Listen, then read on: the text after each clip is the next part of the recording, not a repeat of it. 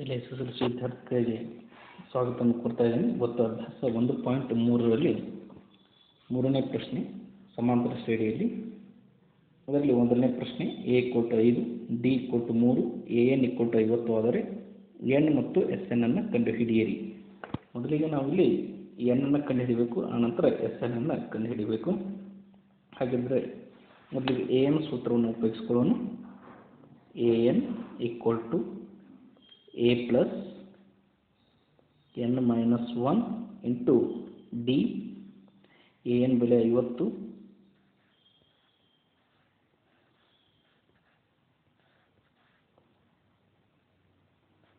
ಸಮ a ಬೆಲೆ 5 plus n ಕಂಡುಹಿಡಿಯಬೇಕು. ಹಾಗಾಗಿ n minus 1 into d ಬೆಲೆ 3. ಪೂರ್ತಿ ಬಲಭಾಗವನ್ನು ಎಡಕ್ಕೆ ತರೋಣ, ಎಡಭಾಗವನ್ನು ಬಲಕ್ಕೆ ತರೋಣ. 5 ಪ್ಲಸ್ n minus 1 into 3 ಸಮ 50. n minus 1 into 3 ಸಮ 50 ಪ್ಲಸ್ 5 4 ಬಲಗಡೆ ತೊಗೊಂಡ್ರೆ ಮೈನಸ್ 5. n minus 1 into 3 ಸಮ 45.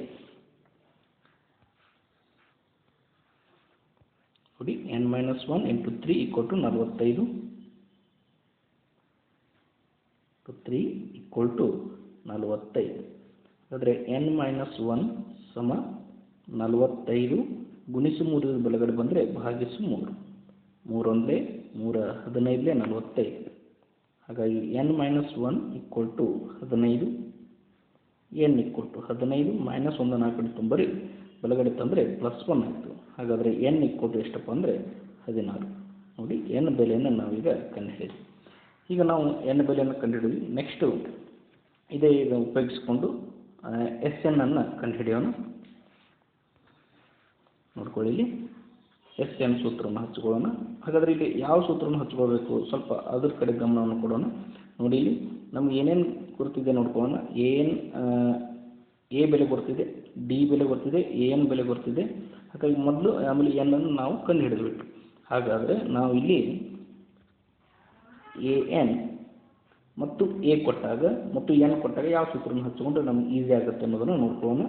ಸಮಾಂತರ ಶ್ರೇಣಿಯ ಪದಗಳ ಮೊತ್ತ Sn = n/2 into bracket a plus an. ಈ ಸೂತ್ರವನ್ನು ಉಪಯೋಗಿಸ್ಕೊಂಡ್ರೆ ನಮ್ಗೆ ಬಹಳಷ್ಟು ಈಸಿ ಆಗುತ್ತೆ. ಹಾಗಾದರೆ S16, ಯಾಕಂದರೆ n = ಎಷ್ಟು ಬಂದಿದೆ, 16 ಬಂದಿದೆ. n/2 16/2 ಇಂಟು ಬ್ರಾಕೆಟ್ a ಬೆಲೆ 5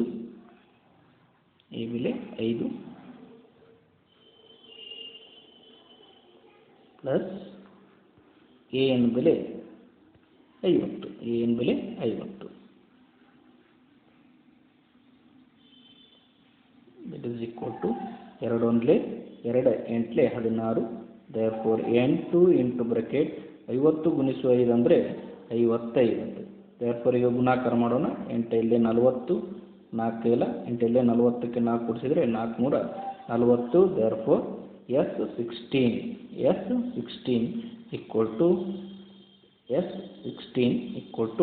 440. ಧನ್ಯವಾದಗಳು. ಹೆಚ್ಚಿನ ವಿಡಿಯೋಗಳಿಗಾಗಿ ಚಾನಲನ್ನು ಸಬ್ಸ್ಕ್ರೈಬ್ ಮಾಡ್ಕೊಳ್ಳಿ. ಇದನ್ನು ಫೇರ್ನಲ್ಲಿ ಮತ್ತು ಕಚ್ಚಾದಲ್ಲಿ ಬಿಡಿಸಿ ಪ್ರಾಕ್ಟೀಸ್ ಮಾಡ್ಕೊಳ್ಳಿ. ಧನ್ಯವಾದಗಳು.